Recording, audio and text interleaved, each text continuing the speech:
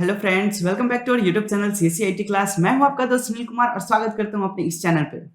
हम सीख रहे हैं नेटवर्किंग और नेटवर्किंग सीखने की सीरीज में हमने लास्ट टॉपिक इंटरनेट स्टार्ट किया था, जिसमें हमने बहुत सारे टॉपिक को कंप्लीट कर लिया था। हमने इंटरनेट को समझा है कि इंटरनेट क्या है, उसके बाद हमने समझा कि वर्ल्ड वाइड वेब क्या है, उसके बाद हमने समझा था कि वेब ब्राउजर क्या है और उसके बाद हमने समझा सर्च इंजन के बारे में।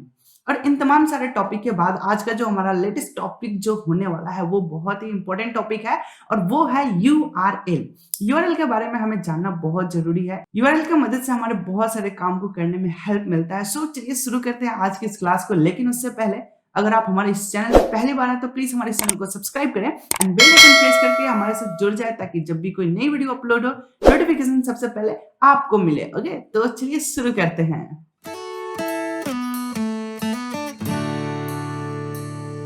सो गाइस, तो आज का जो हमारा टॉपिक होने वाला है वो है यूआरएल। और यूआरएल का जो फुल फॉर्म होता है वो होता है यूनिफॉर्म रिसोर्स लोकेटर। मैं बता दूं कि हमने लास्ट क्लास में जो समझा था वो था search engine and web browser. Web browser में हमने ये देखा था कि कोई भी वेबसाइट को ओपन करना है तो उसके लिए हमें एक वेब ब्राउजर की जरूरत पड़ता है और वेब ब्राउजर के अंदर सारे वेबसाइट सपोर्ट करते हैं तो वो ओपन होंगे। लेकिन अब जैसे वेब ब्राउजर ओपन होता है तो हमें किसी वेबसाइट को खोजना होता है, तो खोजने के लिए हमें एक सर्च इंजन की जरूरत पड़ेगा और वो सर्च इंजन कहाँ ओपन होता है तो किसी न किसी ब्राउजर के अंदर। तो सर्च इंजन और वेब ब्राउजर के बारे में हमने डिटेल डिस्कस कर लिया है। अगर आप नहीं देखे या नहीं जानते हैं तो प्लीज हमारे प्रीवियस वीडियो को जरूर देखें, उसमें आपको ये डाउट क्लियर हो जाएगा कि वेब ब्राउजर क्या है और सर्च इंजन क्या है, क्या वो दोनों सेम ही है या डिफरेंट डिफरेंट है। इन तमाम बेसिक कॉन्सेप्ट को हमने क्लियर कर रखा है। आज हम उसी को आगे कंटिन्यू करते हैं। आज का हमारा जो सेशन हो रहा है ये हमारा नेक्स्ट सेशन में यूआरएल टॉपिक समझना है। अब यूआरएल क्या होता है तो हमने लास्ट क्लास में हमने थोड़ा सा इसके बारे में समझा था कि यूआरएल एक एड्रेस है जो किसी न किसी वेबसाइट को इंडिकेट कर रहा होता है और दुनिया के जितने भी वेबसाइट होते हैं हर एक वेबसाइट का जो यूनिक एड्रेस होता है उसी को हम यूआरएल के नाम से जानते हैं। ओके, तो अब हम इसका थ्योरेटिकल कुछ पॉइंट्स है, मैं इन पॉइंट्स को कवर करना चाहूंगा। तो यहाँ पे यूआरएल के बारे में कुछ पॉइंट्स दे रहा है और ये बता रहा है the URL provides an address scheme. यह जो यूआरएल होता है ये हमें एड्रेस प्रोवाइड करता है। अब किसका एड्रेस तो किसी न किसी वेबसाइट का, किसी न किसी वेब पेज का एड्रेस हमें प्रोवाइड करता है, which allow the browser to request us about any documents or web pages located anywhere on the internet। Internet की दुनिया बहुत बड़ी है, पूरे विश्व भर में फैला हुआ है। अब उस पूरे विश्व में से हम किसी भी एक वेबसाइट को एक्सेस करना चाहते हैं या किसी वेब पेज को एक्सेस करना चाहते हैं तो उसके लिए हमें वहां तक पहुंचना जरूरी है और हमें कहीं भी किसी भी वेबसाइट तक पहुंचने के लिए हमें उसके एड्रेस की जरूरत है और एड्रेस हमें यूआरएल प्रोवाइड कराता है। यूआरएल जो हर एक वेबसाइट का यूनिक होता है। अब ये कितने प्रकार के होते हैं तो मैं बता दूं कि यह हमारे पास दो प्रकार के होते हैं। टाइप ऑफ यूआरएल में दिख रहा है, पहला जो टाइप आता है वो आता है एब्सोल्यूट एड्रेस एंड दूसरा जो होता है वो होता है रिलेटिव यूआरएल या एड्रेस भी हम इसको कह सकते हैं। ठीक है, तो एब्सोल्यूट और रिलेटिव इसके नाम से ही आपको स्पष्ट हो रहा है कि जो एब्सोल्यूट होगा वो डायरेक्ट उस पॉइंट पे उस पेज पे लेके जाएगा जिस पेज की हमें जरूरत है। लेकिन रिलेटिव के मतलब ये होता है कि हम किसी न किसी माध्यम से वहां पहुंचे, यानी कि क्लिक करते हुए हम एक पेज पे पहुंचे गए। सबसे पहले हम उसके होम पेज पे गए, फिर उसके बाद उसमें मेन्यू पर क्लिक किए, फिर उसमें सब मेन्यू खुले, फिर उसमें हम किसी टैग पे क्लिक किए तो फिर वो हमारा पेज ओपन होता है। फिर फर्दर उसके अंदर भी हम क्लिक करते जाए तो हम किसी पेज पे पहुंच रहे हैं। तो इस तरह से हम क्लिक करते हुए किसी वेबसाइट पे किसी वेब पेज पे पहुंच रहे हैं तो वह एड्रेस हमारा रिलेटिव एड्रेस कहलाता है। बट हम डायरेक्ट हम जहां पहुंचना चाहते हैं एग्जैक्ट हम उसी पेज पे उसी वेब पेज पे पहुंचे तो वो हमारा एब्सोल्यूट एड्रेस कहलाता है।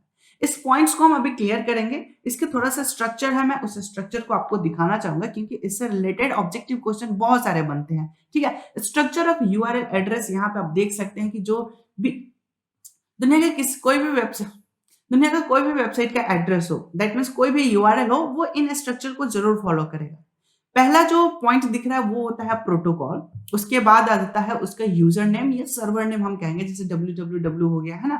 उसके बाद उसमें साथ हमारा डोमेन नेम भी अटैच होता है। ठीक है, server name plus domain name ये उसमें अटैच रहेगा। देन उसके बाद आ जाता है डायरेक्टरी। डायरेक्टरी का मतलब होता है फोल्डर, यानी कि वो जो हमारा वेबसाइट का इंडेक्स पेज होगा, जो हमारा होम पेज होगा या फिर पूरे के पूरे जो वेबसाइट किसी फोल्डर के अंदर होगा, अब उस फोल्डर का नाम यहाँ पे आएगा और उसके बाद जो हम पेज एक्सेस कर रहे हैं उसका नाम आता है।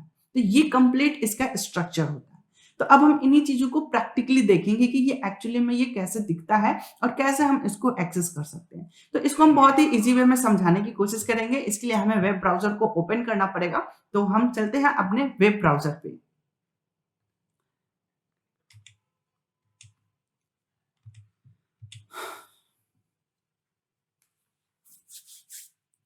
तो मैं यहाँ से ओपन करता हूँ गूगल।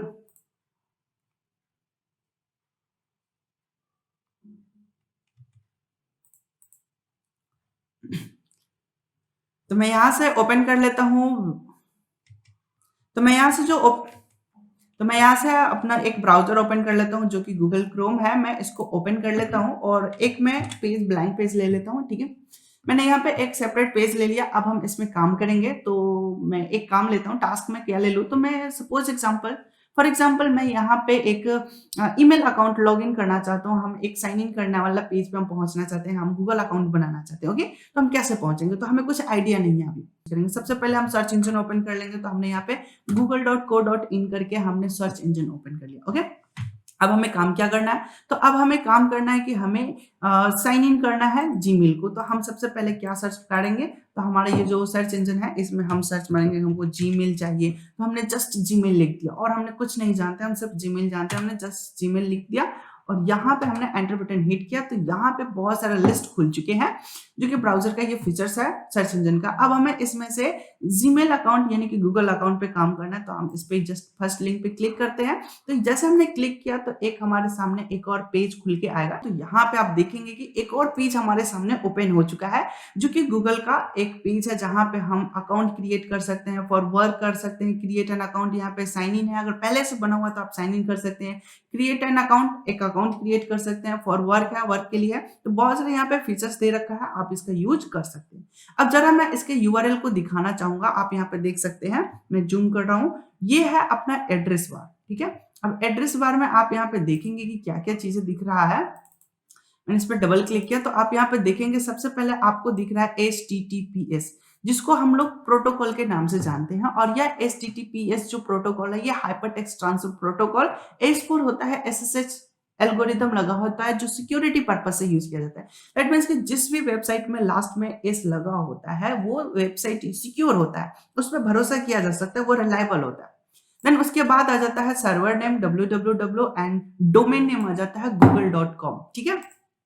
उसके बाद आप यहाँ पे लास्ट में देखेंगे कि ये जो स्लैश करके जितने भी लिखे हुए हैं ये सभी फोल्डर के बारे में लगा के रखे हुए हैं। ये सारे फोल्डर्स हैं, ठीक है? अब फोल्डर के बाद अब हमें क्या करना है कि अब हमें अकाउंट को लॉग इन करना है, साइन इन करना है। तो अगर हम जैसे ही क्रिएट एन अकाउंट पे क्लिक करते हैं तो अब आप देखेंगे कि हम क्रिएट अकाउंट वाले पेज पे पहुंच चुके हैं और यहाँ पे हमारे पास बहुत लंबा सा एक यूआरएल देखने को मिल रहा है। आप यहाँ पे देख सकते हैं, मैं इसमें डबल क्लिक करूँ तो आप देख सकते हैं https accounts.gmail google.com और यहाँ पे बहुत सारा डायरेक्टरी हो गया ये तो, और उसके बाद फाइल के नाम आ रहे हैं, ठीक है? ये बहुत बड़ा फाइल का नाम।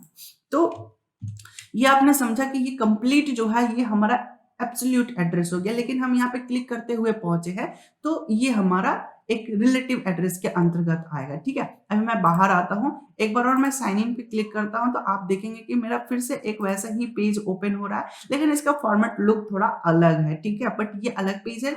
जैसे हमने यहाँ पे क्लिक किया तो यहाँ पे बता रहा है कि आपको ईमेल आईडी डालना है, लॉगिन करना है और आप साइन इन कर सकते हैं। आपके पास ऑलरेडी बना हुआ है तो, लेकिन आप फिर से क्रिएट करना चाहते हैं तो यहाँ पे क्रिएट एन अकाउंट आप जस्ट क्लिक करें और फॉर पर्सनल आप यूज करेंगे तो आप देखेंगे फिर से आप उसी पेज पे पहुंच गए। तो हम एक दूसरे लिंक पे टैग पे क्लिक करके हम किसी पेज पे पहुंच रहे हैं। तो ये सारे रिलेटिव एड्रेस के एग्जाम्पल हो जाएंगे, ठीक है? एक और मैं यहाँ पे एग्जाम्पल दिखाना चाहूंगा कि मैं एक नया टैब लेता हूँ। मैं यहाँ से डायरेक्ट फ्लिपकार्ट ओपन करता हूँ।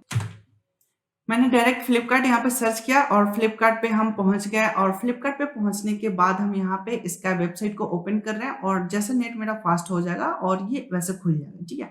तो ये हमने फ्लिपकार्ट पे आ रहे हैं और यहाँ पे लॉगिन करने के देखा मैं इसको कैंसिल करता हूँ। फॉर एग्जाम्पल मुझे ये कैमरा सर्च परचेज करना है तो मैंने इसको परचेज किया। वैसे मैंने ऑलरेडी परचेज कर रखा है और यहाँ पे आप देख सकते हैं ये सारे डिटेल मिल रहा है मुझे।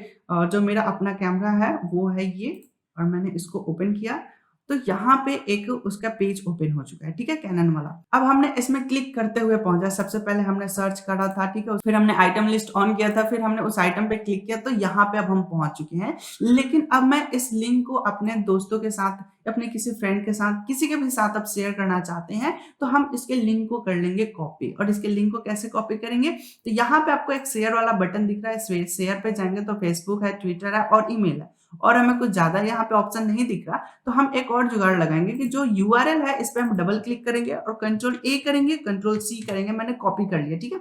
कॉपी करने के बाद मैं एक अलग जगह भी फिलहाल पेस्ट कर लेता हूँ, जैसे मैंने एमएस वर्ड ओपन किया, देन हम इसमें इसको पेस्ट कर देते हैं। ओके, तो ये मैंने एक जो हमारा जो कैमरा का लिंक था, मैंने वो सारा लिंक यहाँ पे मैंने कॉपी कर रखा है, ठीक है। अब मैं ऐसा करता हूँ कि मैं इसको बंद कर देता हूँ, मैं टोटली इसको बंद कर देता हूँ, मैंने इसको भी अपना सारे ब्राउजर को बंद कर दिए हैं। और जो मेरा ये वेबसाइट है, जो मेरा ये लिंक है, अब ये जो पूरा का पूरा लिंक है, मेरी बात समझिएगा, ये पूरा का पूरा जो लिंक है, मैं जस्ट इस पे कंट्रोल के साथ क्लिक करूंगा तो ये हमें सीधा ब्राउजर पे लेके जा रहा है, और इस पर माइक्रोसॉफ्ट एज पे लेके जा गया है, जो कि डिफॉल्ट था। और देखिए, पहली बार हमने जो कॉपी किया था वो गूगल क्रोम से कॉपी किया था, बट ये माइक्रोसॉफ्ट एज यहाँ पे ओपन हो रहा है, आप यहाँ पे देख भी सकते हैं। और एज ओपन हुआ है, और एज में डायरेक्ट हम उसी पेज पे पहुंच गए। तो अब आपको बात क्लियर हो चुकी होगी कि एब्सोल्यूट यूआरएल जो होता है वो कंप्लीट एड्रेस होता है, जिससे हम डायरेक्ट किसी वेब पेज पे पहुंच सकते हैं। तो ये जो कैमरा सेल करने वाला जो पेज है, यहाँ पे हम डायरेक्ट पहुंच चुके हैं with the help of absolute address. Okay, लेकिन यही हम पहले फर्स्ट, इसके पहले जो हम फ्लिपकार्ट सर्च किए, फिर उसके वेबसाइट पे गए, फिर कैनन के कैमरा पर क्लिक किए, फिर आइटम लिस्ट आया, फिर उसमें हमने क्लिक किया, फिर उसका आइटम के बाद ये एक आइटम का लिस्ट ओपन हुआ। तो ये जो मेरा प्रोडक्ट था, हमने उस टाइम रिलेटिव एड्रेस की मदद से पहुंचे थे, बट इस बार जो हम पहुंचे, ये डायरेक्ट हम पहुंचे एब्सोल्यूट एड्रेस की मदद से, ठीक है। अब यहाँ पे भी आप देख सकते हैं HTTPS है, फिर W है, www है, फिर flipkart.com हो गया, ये डोमेन नेम हो गया, ठीक है, ये प्रोटोकॉल हो गया, डोमेन नेम हो गया। उसके बाद यहाँ जो स्लैश करके आपको दिख रहा है, ये सभी क्या हो जाएंगे, डायरेक्टरी हो जाएंगे। और जो सबसे लास्ट वाला नाम है वो आपका फाइल नेम हो जाता है, जो कि इस पेज का फाइल नेम होता है, ठीक है।